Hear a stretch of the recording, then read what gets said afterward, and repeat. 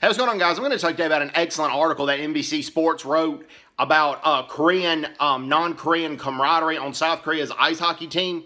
As many of you guys know, South Korea has seven North American-born players. One was born in the U.S. and from the U.S., Mike Tesswade, but the rest are born and raised in Canada, including goaltender Matt Dalton.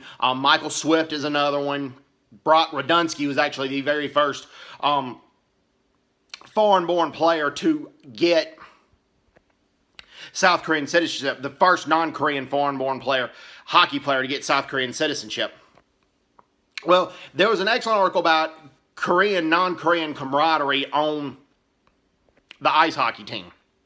And Jim Pak, who's the head coach of the South Korea men's hockey team, he said there's 25 Korean players on this team. Just because the other players, 7 of the players are Caucasian, he doesn't consider them any different than his Korean players, and he treats them all the same, and he thinks of all his players as Korean, and he thinks of all his players as his family.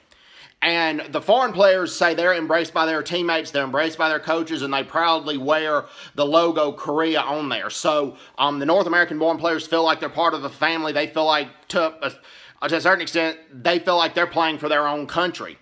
And that is great.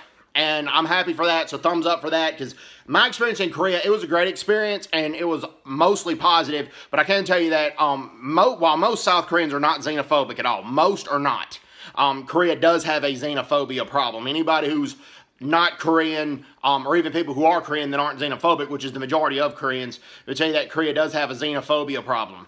And I'm from Mississippi, and you know, I like where I live, but we have a racism problem, and the racism problem needs to be addressed. And we have an anti-white problem too, and the anti-white problem needs to be addressed. That doesn't mean that I don't like where I live.